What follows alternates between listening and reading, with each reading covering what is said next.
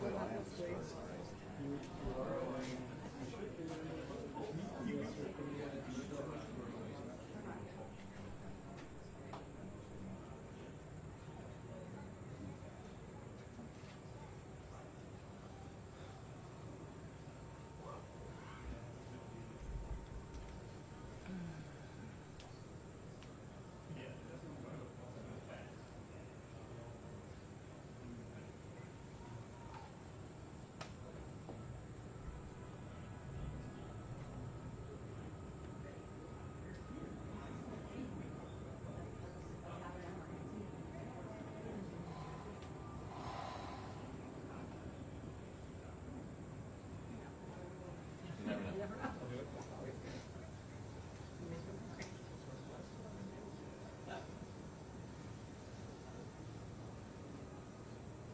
Peter, are you live? I mean, we will be. This is on AP right now. Well, no one's supposed to be using it, but I mean, I can go to bars. Here, do this. That's good. They should not be filming it out. Alright, there's nothing up. It's black right now. But you, like, it shouldn't be going out. Which, where'd you see that? On AP YouTube. Alright, we'll call that in after. Did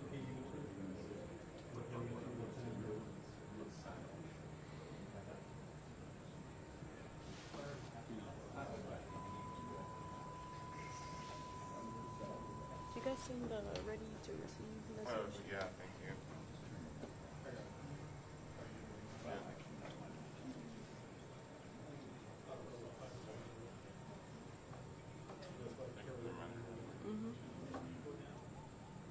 And everything. I guess this is like a lesson learned, you know, before using the machine.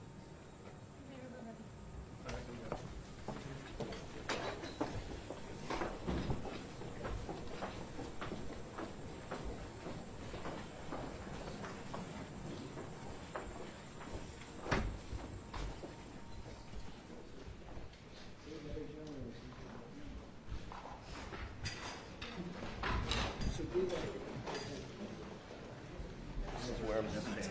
All right. I don't think you can stand. There you go.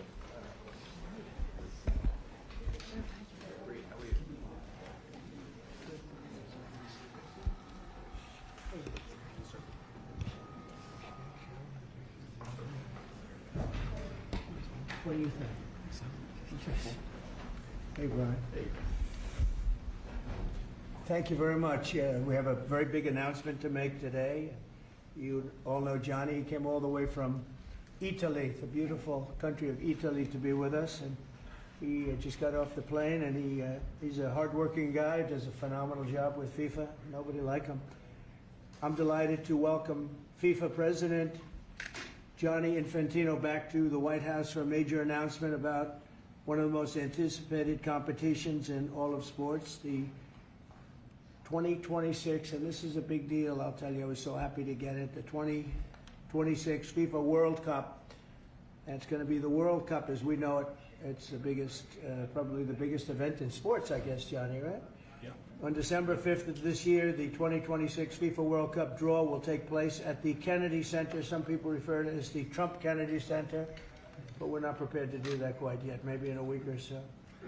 But right here in Washington, D.C., it's a tremendous honor to bring the global event and this incredible group of people and these unbelievable athletes, the best athletes in the world, to the cultural center of our nation's capital. I just left the Kennedy Center. We're spending a lot of money wisely on making it really beautiful. It's going to be beautiful again. It's like Washington, D.C. We had, by the way, in Washington, D.C., we have the lowest crime numbers they've had in years. Zero, it sounds like it's a horrible thing to say, but I might as well say it. Zero murders in the last week since we've done this. That's the first time in memory that that's happened, if you can believe it, how pathetic that is to have to even say it. And I'm tired of listening to these people say how safe it was before we got here. It was unsafe. It was horrible. And Mayor Bowser better get her act straight or she won't be mayor very long, because we'll take it over with the federal government running like it's supposed to be run. The numbers were horrible.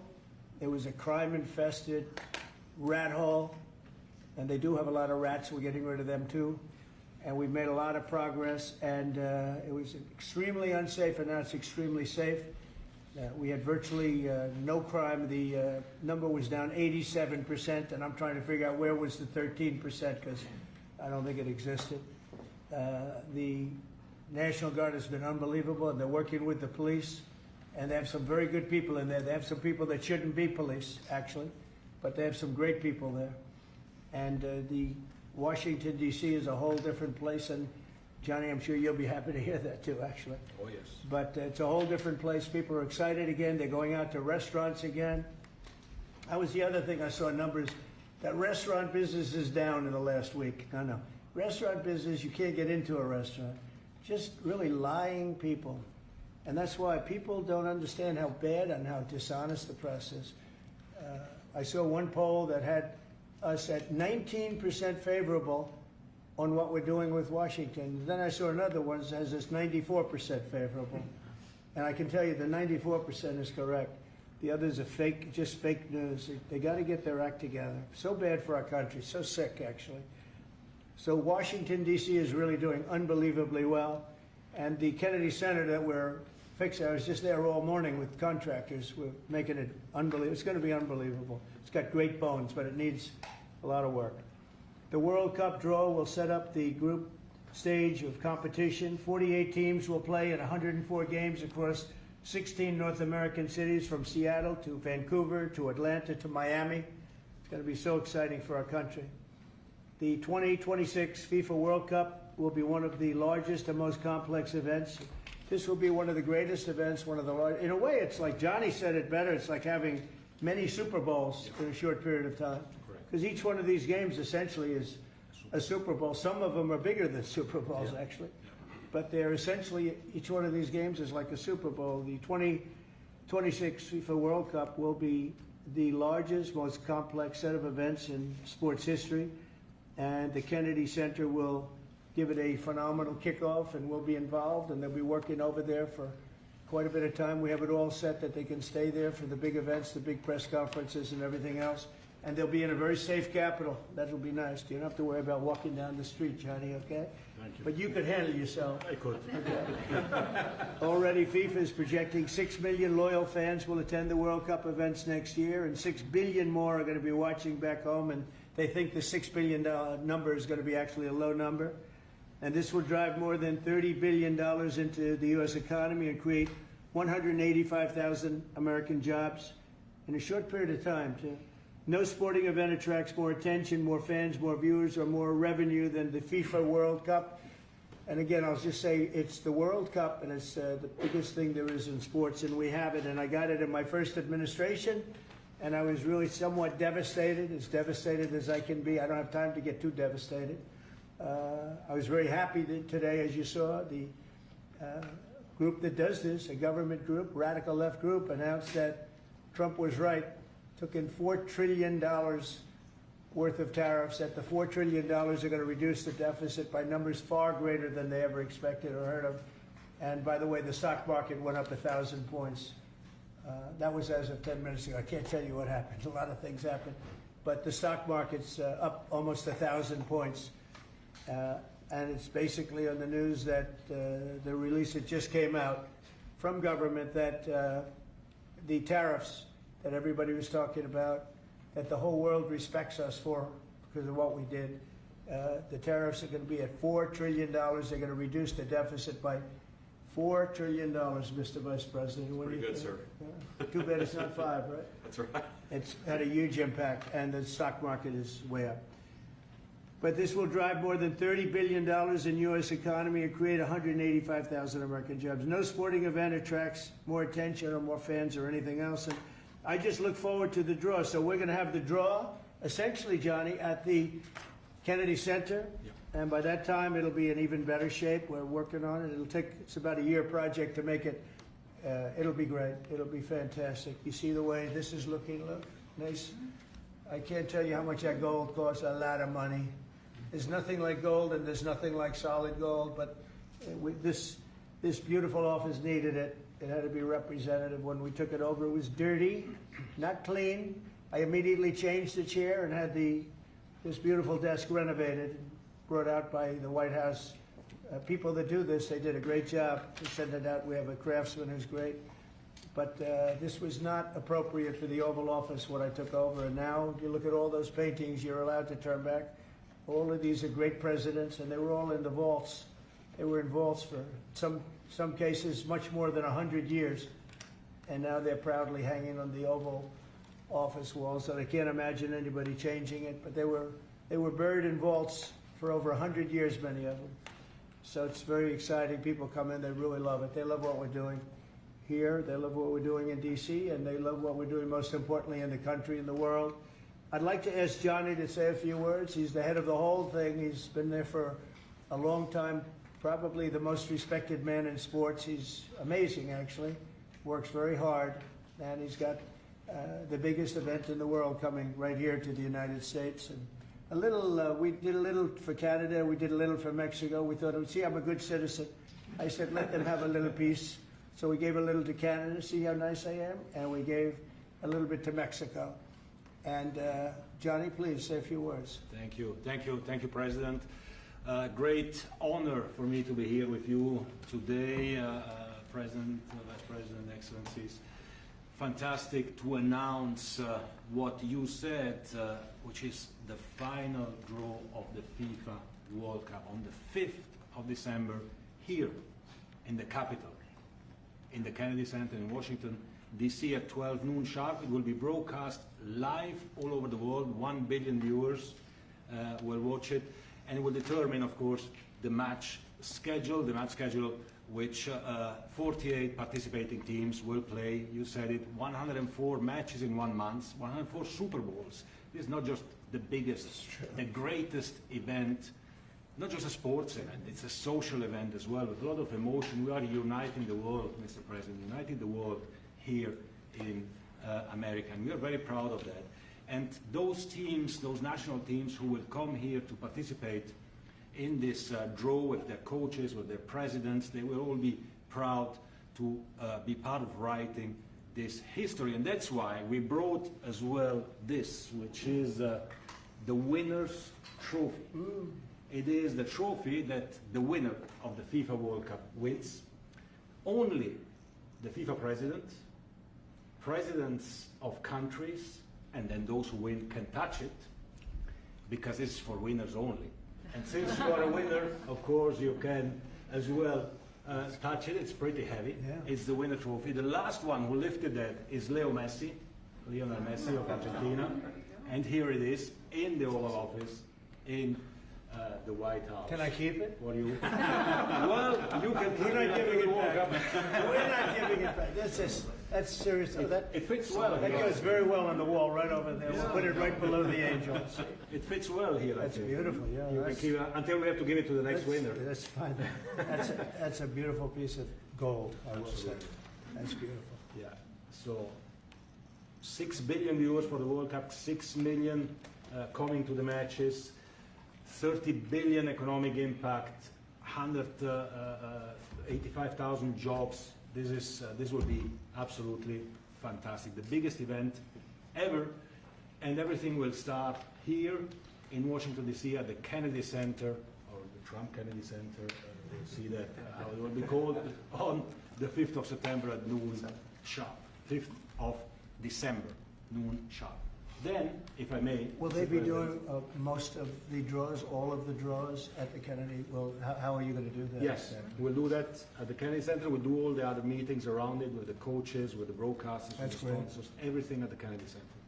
The whole World Cup starts, and everyone will be happy because everyone has qualified for the World Cup, and they didn't yet play a game, so they didn't lose yet the game. So they all think they can become world champion, right? They'll all be happy. Exactly. Now, by the way, an example, supposing we had a week ago when everybody was being killed and mugged and everything else, despite the phony numbers that were given out, that it was getting better. Brian, do you believe it was getting better or getting worse? Oh, the crime was getting worse. I was robbed. It was getting way worse. How did the other guy come out? He came out with a briefcase. That with you. Yeah. So, Keith, Robert 1, Brian 0. No, but can you imagine you do this and then you start hearing that they had a 20-year reduction of crime. It's worse. It was worse during the Biden administration than anybody's ever imagined possible. And I guarantee you he wouldn't be here if those numbers continued. But now we have total safety. We have total security. And for the border, in 3 months, 0 people. These are done by liberal people that do these charts. 0 people came through our border in the last 90 days. Can you believe it? 0. Last year we had millions of people coming in. And they came in from the wrong locations. They came in from, they came in, a lot of people that shouldn't be here. So now when we have this event in December, it's going to be very safe. Johnny, you can walk down the street with your beautiful wife. Yeah. You can take her to dinner if you can get a reservation, which I doubt. They are all full, the restaurants. I know. They're all full. I heard that too. The restaurants aren't, the restaurants, since we are doing this, are doing great. And many new restaurants are going to open because, as you know, many closed. Many restaurants closed because the crime was so bad. This will be one of the safest places anywhere on earth. So, you know, I really am honored that the National Guard has done such an incredible job working with the police. And we haven't had to bring in the regular military, which we're willing to do if we have to. And after we do this, we'll go to another location and we'll make it safe also. We're going to make our country very safe. We're going to make our cities very, very safe. Chicago's a mess. You have an incompetent mayor, grossly incompetent. And we'll straighten that one out probably next. That'll be our next one after this. And it won't even be tough. And the people in Chicago, Mr. Vice President, are screaming for us to come. They're wearing red hats, just like this one. But they're wearing red hats. African-American ladies, beautiful ladies, are saying, please, President Trump, come to Chicago. Please.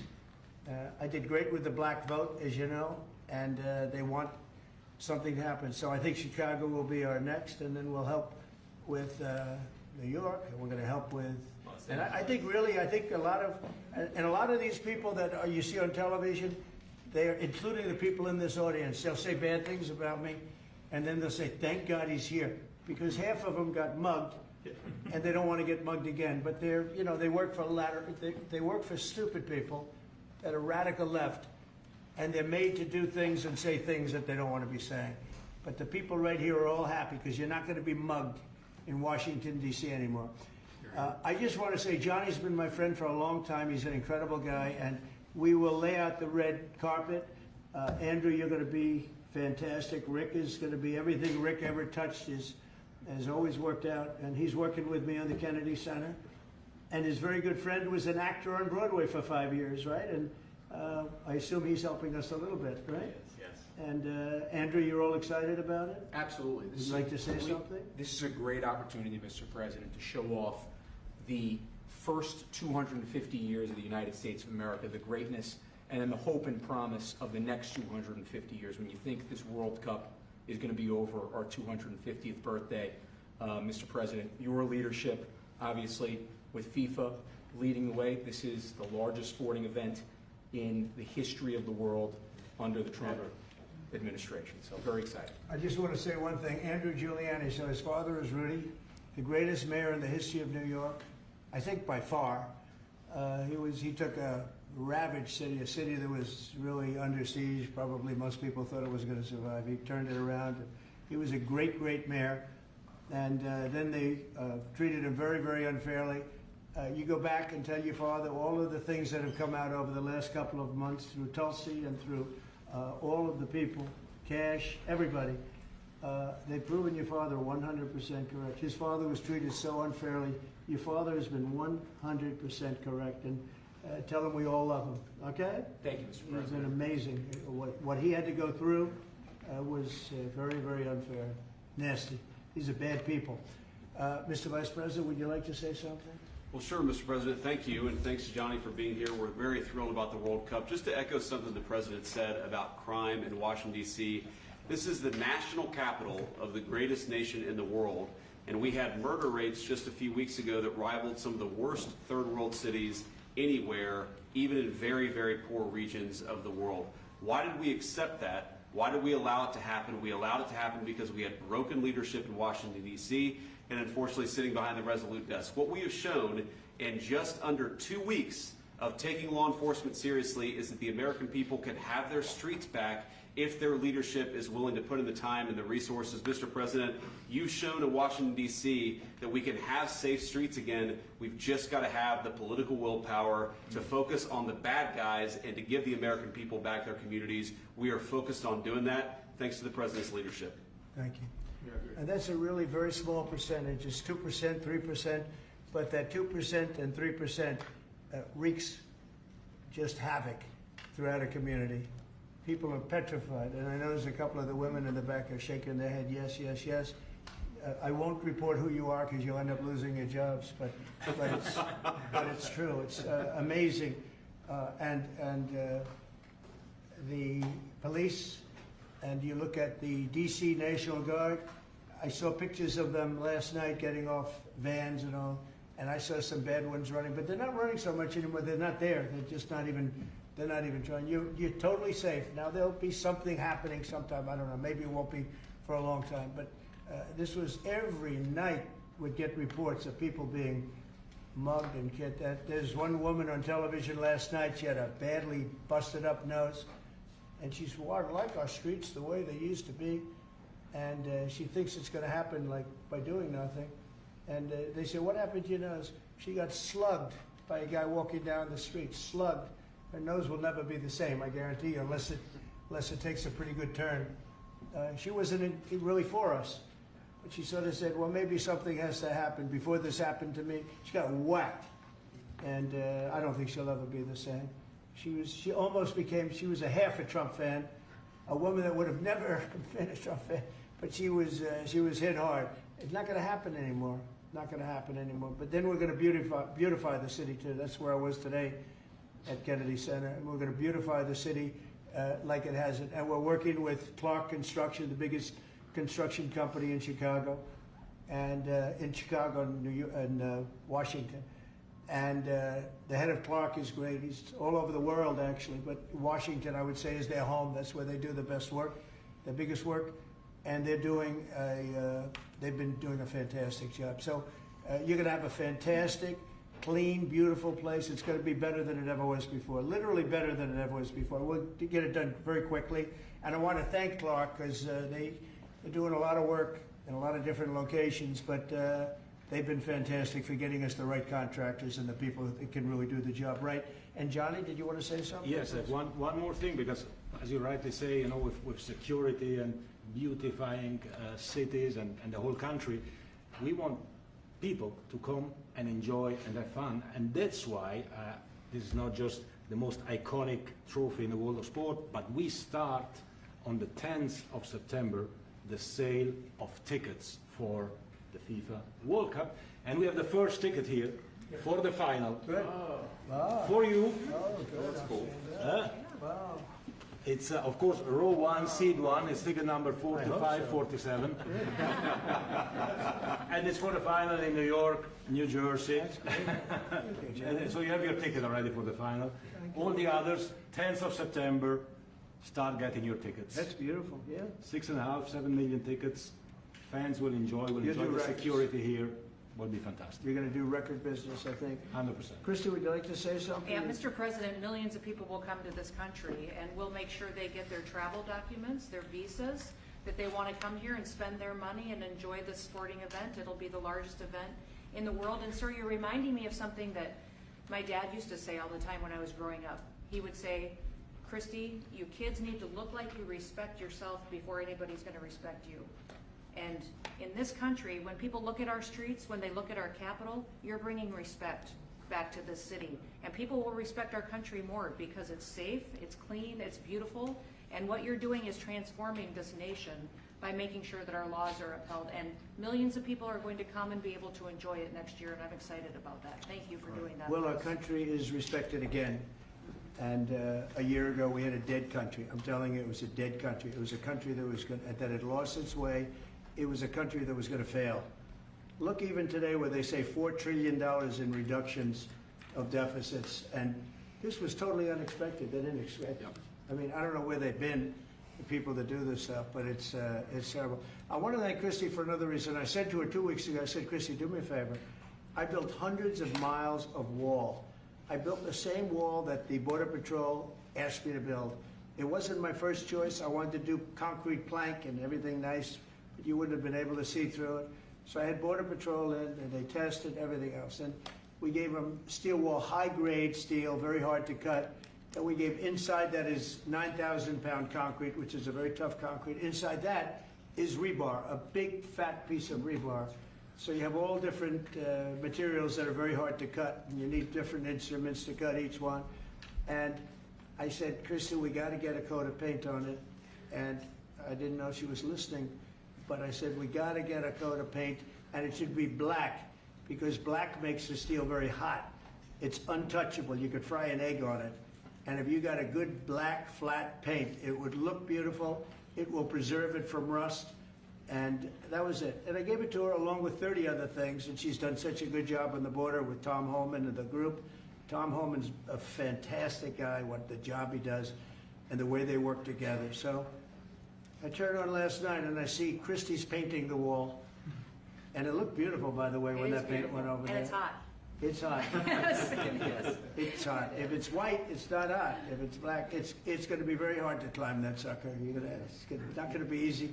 But it's black and a high quality black. You know, it really looked good. Yeah, we got Is the that paint going to be you a told us two-coat to. job or one No, coat? just one coat. One coat. We Good. used the paint you told me to buy. Yep. The Yep. two-coat will take place in 3 years from now. Right? We'll do the second coat.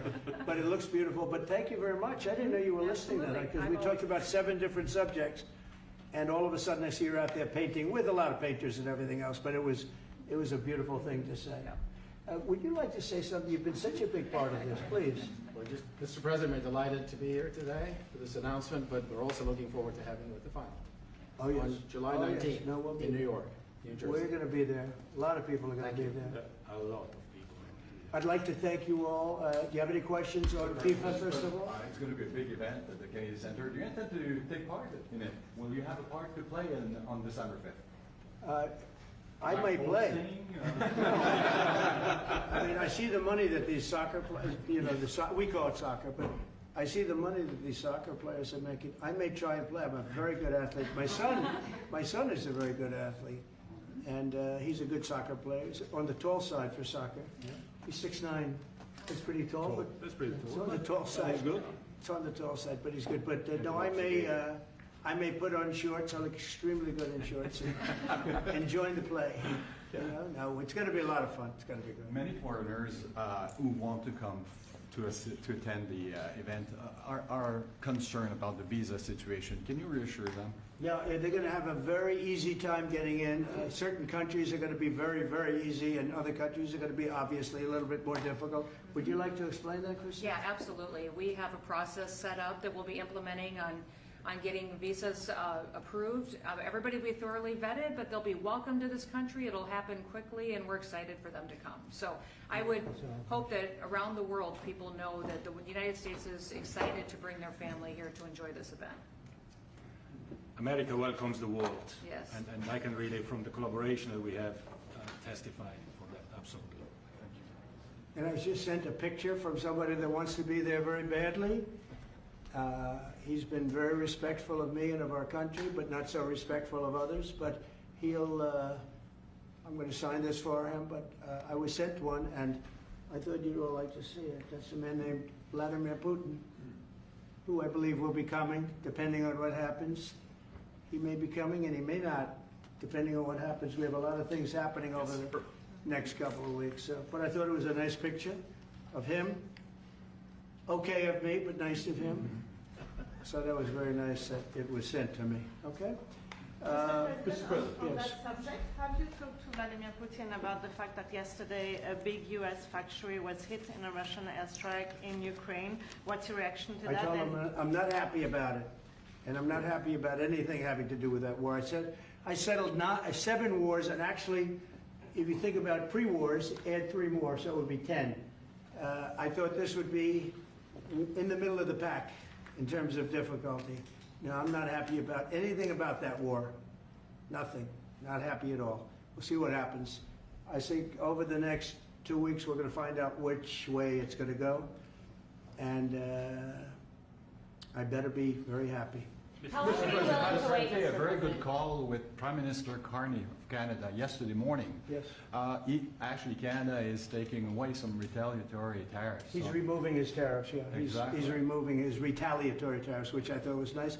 And we're going to have another call soon. Okay. Yeah, we had a very good call. You're getting closer towards an Well, I agreement like on them. trade? I like them. You know, look, I'm fighting for the United States. Canada and Mexico have taken a lot of our business over the years, over 25, 30 years, especially during the Biden years. They took a lot of our business, and it's basically all coming back into the United States now. Well, hot as a pistol, and it's coming back in. Because of tariffs and the incentives we give, it's coming back.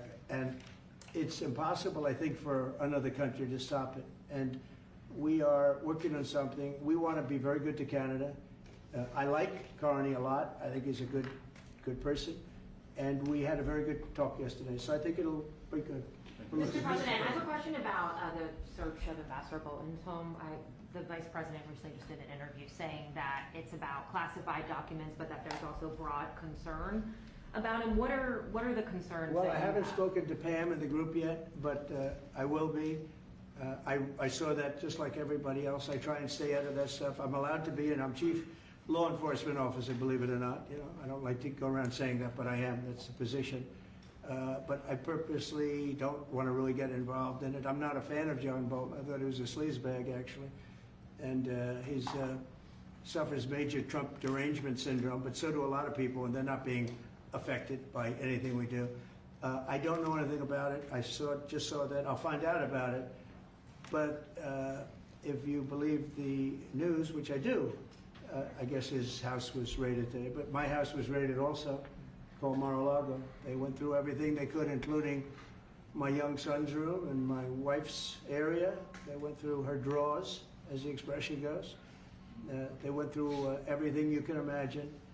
And when she came back, she said, she's very neat, you know, she's meticulous. And she looked and she said, whoa, this wasn't the way that she had it. So, you know, so I know the feeling. It's not a good feeling. Thank you. Mr. President, how long will you give Putin? A couple of weeks. We're going to figure it out. We'll find it. Do you think you'll have to intervene at some point? Look, it takes two to tango. You understand that. I wanted to have a meeting with those two. I could have been at the meeting, but a lot of people think that nothing's going to come out of that meeting. You have to be there. Maybe that's true. Maybe it's not. But we're going to see. In the meantime, people continue to die. But I've solved 7 of them where they were in wars for 31, 35, and 37 years. We had 3 of them that were for more than 30 years, Johnny, and I got them solved. And we solved one that could have been a nuclear war with India and Pakistan. That was getting ready to be a nuclear war. I solved them all. And this one, I thought we would have had it done by now, but it's more different. There's a lot of anger, a lot of hatred. There's a tremendous amount of hatred there. So. But we'll see what happens. I think in 2 weeks we'll know which way I'm going. Because I'm going to go one way or the other. And they'll learn which way I'm going. Mr. President, if I got 2 questions for you. One on FIFA, the other one on DC. Can you talk about the economic impact that FIFA will have in these cities, and what's your message to the mayors to get their cities prepared, not only the beautification process, but also the safety aspect? Well, Los Angeles is an example. You know, it's poorly run. We have a mayor there that can't even get permits to the people that lost their houses. Lee Zeldin got every permit. The hardest permit is the federal permit.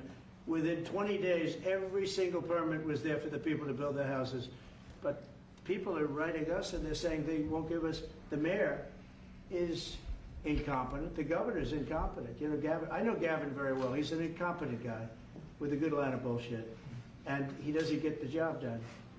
And frankly, those people want to build their houses. It's terrible. They could have been built. Some of them could have been built already. But think of it, the federal government that has the most complex part, and it's the most complex environmental thing to do. We got it, everybody had it within 30 days. And they're not even close to getting their permits. And now they're talking about taking some of those sites and building low-income housing on them. These are high-end neighborhoods. And I'm all for low-income housing. I built a lot of low-income housing. I know all about 236. I know every program that there is in the government. I used every one of them. I know more about low-income housing than probably almost anybody. And it's great, it's fine, it's wonderful. But you don't build it in Pacific Palisades, you don't build it there, and you don't build it in the other areas that burned down. So they're talking about putting up low-income housing. And you talk about riots, they're gonna have riots if that happens, because you're taking the people's property away. They want to build their houses, and they're unable to get permits from the mayor and from the governor. And that's a terrible thing. But, and let me tell you, if I didn't send in the troops in Los Angeles, Johnny wouldn't be in Los Angeles. You wouldn't be having your World Cup there. I sent in the troops, and we kept it. And even the police commissioner, the sheriff and the police commissioner, they all said the same thing. They said, we could have never handled what was happening. You saw that, you were there. He said, we could have never handled what was happening. And then you hear Gavin Newsom, after it's all quelled, you hear Newsom get up and said, we could have done this for ourselves. No, they couldn't have. And if they could have, I wouldn't have taken the chance either. Okay, my second question is on crime prevention. Would you be open to expanding the national concealed carry to apply to D.C. like it does in other states like Texas? Yeah. Well, they have it in some states, and they feel strongly about it. As you know, I'm in favor of it. People have to protect themselves. I'm a Second Amendment person, very simply. People have to be able to protect themselves. Especially like in Washington, you walk down the street, a guy comes up and slugs you. He's got a pistol in his hand. You can be tough, you can be in great shape, you can be a powerful person, or you can be a guy that weighs 100 pounds with a gun in your hand. Right. And I'll bet on the guy with the gun 100% of the time, right? And so you need protection. So I'm a Second Amendment person all the way. Yeah, please. President Trump, you said this morning that you were working with Congress to get $2 billion to help clean up DC. Have you had any conversations with Mike Johnson and John Thune about where they're going to get that money from? Which money? You said this morning that you're going to get $2 billion from Congress to help clean up DC. Yeah, I've spoken to Mike Johnson. I've spoken to John Thune, the Senate, the House, and I think it's going to be very easy to get. It's going to be not a lot of money. I wouldn't even know where to spend the number that you mentioned, but it's going to be money to beautify the city. Yeah, they're ready. Everybody wants to save DC. In one way, it's the easiest. The violence was more than any other city in the country, actually, by far. It may have been more than any other city in the world, if you could think. We looked at some of the worst cities in the world, it was worse. And that's why it angers me to see the mayor saying about how they have it on the slide. Not on the slide, it was worse than ever. Yeah, we have no problem getting that money. That money will come out of Congress. I think it'll be even bipartisan. That is the plan. I mean, I would imagine Democrats would vote for that one.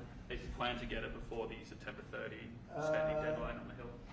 Well, I don't know if there is a deadline, because if I declare a national emergency, which this was, that ends the deadline. So, I mean, I keep seeing about a 30-day deadline, of which we have 22 days left or something. But if I think we're in great shape here, that's one thing. But if I don't, I'm going to just say it's a national emergency. And if I have a national emergency, I can keep the troops there as long as I want. If people are not going to want to have the troops in 30 days, it's one thing to get them out. It's another thing to keep them out for a long period of time. You've got to train people. You can't do this. You can't bop people over the head. And a lot of those people are in courts right now, going to court. They're going to go to jail for a long time. So that's going to take more than 30 days. But if I have to, I'll declare a national emergency, which I don't think I'll have to do. Yeah. Mr. President, can I ask you about Russia? You said in 2 weeks you'll know whether you go. Yeah, I think I'll know. I think I'll know the attitude of Russia and, frankly, of Ukraine. It takes two. What are the 2 ways you can go at the end of 2 weeks then? Well, then I'm going to make a decision as to what we do. And it's going to be a very important decision. And that's whether or not it's massive sanctions or massive tariffs or both. Or do we do nothing and say it's your fight? Look, I would have never been in this war if I were president. You wouldn't have had this war. It was never going to happen. This was caused by stupid people that fought. And people say, well, how do we know? Because for 4 years, it was never even a subject. And Vladimir knew, and you see his picture right here. It was nice that he sent, but Vladimir knew very strongly we wouldn't have stood for it. It wouldn't have happened. 100% wouldn't have happened, but it did happen.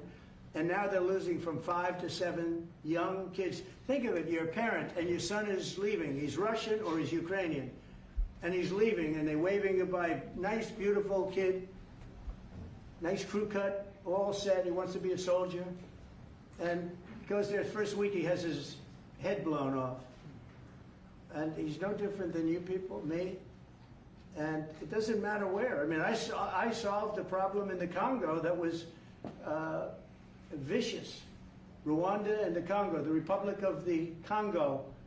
And they were fighting for 31 years, and it was machetes. People were getting their heads chopped off. That was going on for 31 years. I got it solved. You saw it. They came to the White House and we signed an agreement. It was amazing. People can't believe we got it done. I love to stop killing. I really do. People thought it would be just the opposite. Hillary Clinton said, oh, he'll get us into a war. No, I'm getting everybody else out of wars. Are you saying there's a real possibility then that you do nothing if Putin doesn't come to the table for a ceasefire? I'll see whose fault it is. If there are reasons why, I'll understand that. I know exactly what I'm doing. We're going to see whether or not they have a meeting. That'll be interesting to see. And if they don't, why didn't they have a meeting? Because I told them to have a meeting. But I'll know in 2 weeks what I'm going to do. I have pretty good ideas. Your Justice Department is also sending some of the Epstein files over to the House Oversight Committee today. Are you in support of them releasing all of them? I'm in support of keeping it open. If they wanted to innocent release... people shouldn't be hurt, but I'm in support of keeping it totally open. I couldn't care less. You got a lot of people that it could be mentioned in those files that don't deserve to be. You know, people, because he knew everybody in Palm Beach. I don't know anything about that, but I have said to Pam and everybody else, give them everything you can give them, because it's a Democrat hoax. It's just a hoax. The whole Epstein thing is a Democrat hoax. So we had the greatest 6 months, 7 months in the history of the presidency, and the Democrats don't know what to do, so they keep bringing up that stuff. But it affected them. Bill Clinton was on his plane and went to the island supposedly 28 times. I don't want to bring that up, frankly. You have Larry, whatever his name is, Summers, the head of Harvard, who was Jeffrey Epstein's best friend. Nobody ever talks about that. I mean, but I don't want to hurt Larry Summers, but he was best friends with Jeffrey Epstein. No, this is a Democratic hoax to try and get the significance of what we've done over the past 7 months. Nobody's ever seen anything like it. They say it's #1 in history. What we've done, including stopping 7 wars. I mean, just include that. And now you look at the stock market today. It's way up to start off with from where I took it. And this market was going to crash. If Joe Biden or Kamala were president, this market we would have had a crash like in 1929. You're not going to have that. It's only a question of how high is it going to go. You know, I had the strongest economy in the history of our country. And despite COVID, we had the strongest economy in the history of our country.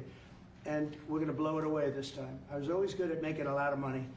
And whether it was for myself or whether it was, I like doing it this way better. I mean, I like making it for the country. Our country's been ripped off by friend and foe, nations all over the world ripped off. And the friends have been much worse than the foes for the most part. And they're not ripping us off. We just signed a deal with the European Union. They're paying us essentially $950 billion, like a signing fee. They're going to buy $750 billion worth of energy. They weren't buying much of our energy. They're very smart in doing it. And as you know, Ursula was here a couple of days ago having to do with the people, the leaders that we had a great, people said they've never seen anything like it. Well, we had the leaders of Europe right here in the Oval Office. And she's so happy that she has an agreement. But people aren't ripping us anymore. We're run by, this country is run by smart people now. Mr. President, in Israel... Two questions. One is about Intel. There have been reports that you're considering taking a stake in Intel. Can you tell us About the 10%? About the 10%. Yeah, I met a man. He was a very nice man, and I called for his removal because I saw something by a man named Tom Cotton, a senator from Arkansas. He's a great guy. Friend of mine, supporter of mine, big supporter. I'm a supporter of his too. And he wrote a pretty nasty story about the head of Intel. And I said, well, if that's right, he should resign. And he came in, he saw me, we talked for a while. I liked him a lot. I thought he was very good. I thought he was somewhat a victim, but you know, nobody's a total victim, I guess. And I said, you know what? I think the United States should be given 10% of Intel. And he said, I would consider that. I said, well, I'd like you to do that because Intel has been left behind, as you know, compared to Jensen and some of our friends, NVIDIA, some of the people, and the people in because Intel should have never been. Intel was the biggest, most powerful chip company in the world. And then they started leaving. And they started going to foreign countries, in particular Taiwan. And if we had a president that would have said, okay, you can go to Taiwan, but we're going to put a 100% tariff or a 200 or 300 or a 500% tariff, anybody that sells into the United States has to pay. They wouldn't have left. They would have never left, and we wouldn't have. So in the meantime, we had people that were, in some cases, good politicians that weren't good on trade. I loved that man, but he was not good on trade. I totally disagreed. He allowed the car industry to be taken out of this country. We lost 50% of our car industry. But that's all coming back. It's all coming back. But if somebody would have said that with Intel, would be a giant right now. Now with that, they've had some bad management over the years, and they got lost. And I said, I think you should pay us 10% of your company. And they said, yes. That's about $10 billion. I don't get it. This comes to the United States of America. And I said, I think it would be good having the United States as your partner. He agreed. And they've agreed to do it. And I think it's a great deal for them. And I think it's a great deal. He walked in wanting to keep his job, and he ended up giving us $10 billion for the United States. So we picked up $10 billion. And we do a lot of deals like that. I'll do more of them. If somebody has, like we have restrictive covenants with Jensen. We have, it's NVIDIA. And to unrestrict the covenant, nothing to do with losing our powers or military or anything, because that I wouldn't do.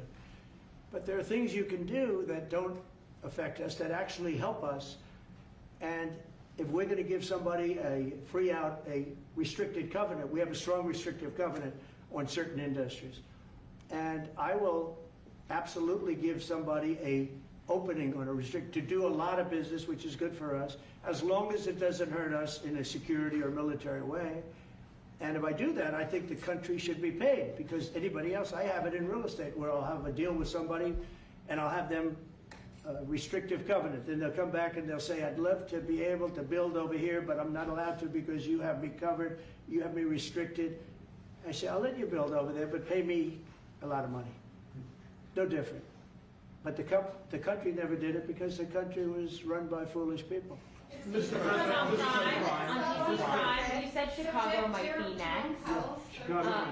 Are you making, have there been concrete steps that the administration is taking to do that? Or what are other cities as well? I haven't spoken to the mayor. He's grossly incompetent. I haven't spoken to the mayor. No. When we're ready, we'll go in and we'll straighten out Chicago, just like we did D.C.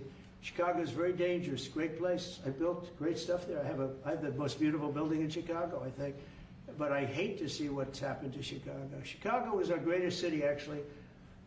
Bob Tisch, a great friend of mine, passed away. He used to own the Giants and very successful Lowe's. He said Chicago, I think they had their main office in Chicago. He said Chicago and San Francisco are the two greatest cities in the world. Now you look at what the Democrats have done to San Francisco. They've destroyed it. I own a big chunk of the Bank of America building in San Francisco. And, you know, it's just different. We can clean that up too. We'll clean that one up too. You know, if everything works out, and we've already had calls from other cities, quiet calls from Democrats. We'd love you to come here, because they've lost control of their cities. I'm not going to say because I don't want them to lose their elections. But we've had calls from Democrats and calls from people generally. We'd love you to come here, because we'll straighten out the problem.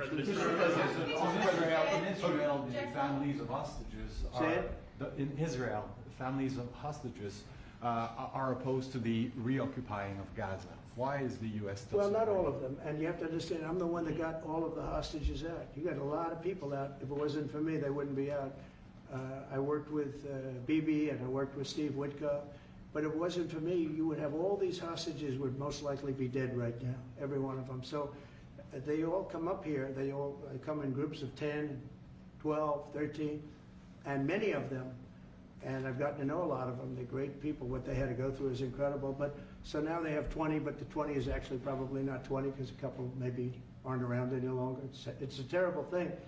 No, I don't like anymore. I said, you know, when you get down to 20, they're not going to make deals anymore. And they didn't. And then I put out a statement, as you know, that was a tough statement, go in and get them. And they said, we'll give you 10, we'll give you 10. I don't know what Israel's doing, but they were willing now immediately to give us another 10. the situation has to end. It's extortion and it has to end. And we'll see what happens. I actually think they're safer in many ways if you went in and you really went in fast and you did it. And people can't forget October 7th, remember that. I'm friendly with all groups. I won the Arab vote in Michigan. I did so great with the Arab vote, remember? I started off at 0, I ended up winning. I wouldn't say the candidate was the greatest, but I would have won against anybody. They're great people. But we have to do things properly. And you know, I'm very proud to say I got the hostages out. You have hundreds of people that are living now because of me. And now we have that final little group of people. And Hamas knows that if they give them, that's probably the end of their lives. So it's not easy to get. And I know if you're a parent, you just don't care. You want, I want my baby back. They want their babies back. They want their kids back. And I understand it. But I got them out and did a good job. And we're doing everything we can to get the hostages out. Thank you all very much. Yes? So Jackson Hole, Jay Powell today said, suggested that they might cut interest rates, but they haven't proceeded. Well, we call him too late for a reason. He should have cut him a year ago. He's too late. You know, we have a stock market that's up 1,000 points today. I better be careful because I go out there and I'll see it's down 1,000, right?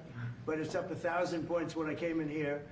We have a country that the market's the hottest it's ever been. The country's better than it's ever been. We have a military that I rebuilt largely in my first term. We had a great, successful first term, but this is going to be even better. But we rebuilt it. We gave a lot of it away to Afghanistan, but relatively small compared to the overall. But I think it was the most embarrassing day and period in the history of our country that they allowed those 13 wonderful people, but it's really hundreds of people were killed. And they don't talk about the 48 that were so severely wounded with no legs, no arms, nobody ever mentions them except me.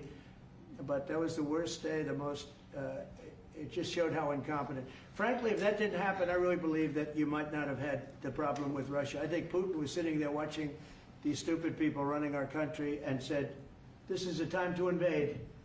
It's, this is a time. And then Biden made the statement, well, he can do a small incursion. When he said that, it was off to the races, right? When he said he can do a small incursion, remember that? I was surprised he knew the word incursion.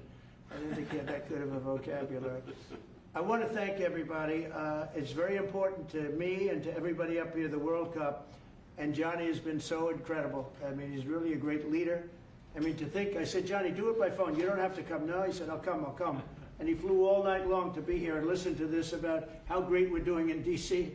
But he's a fantastic leader, and this will be your most successful World Cup ever. Thank you, Jim. Thank you so much. America will win. Yeah, can he win it, Mr. President? I don't know.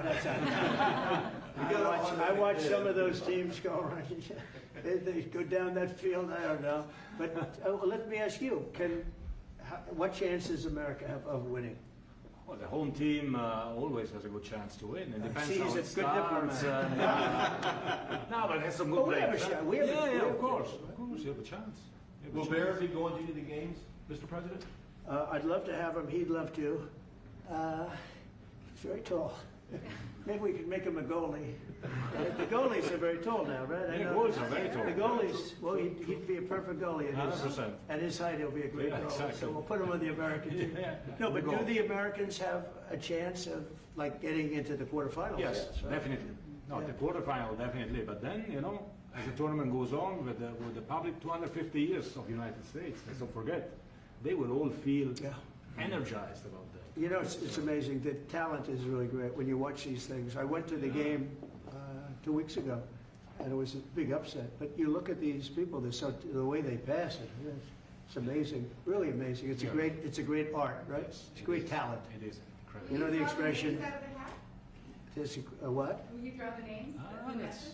I don't know. That's something. He's the boss. That's an interesting proposal. He's the boss.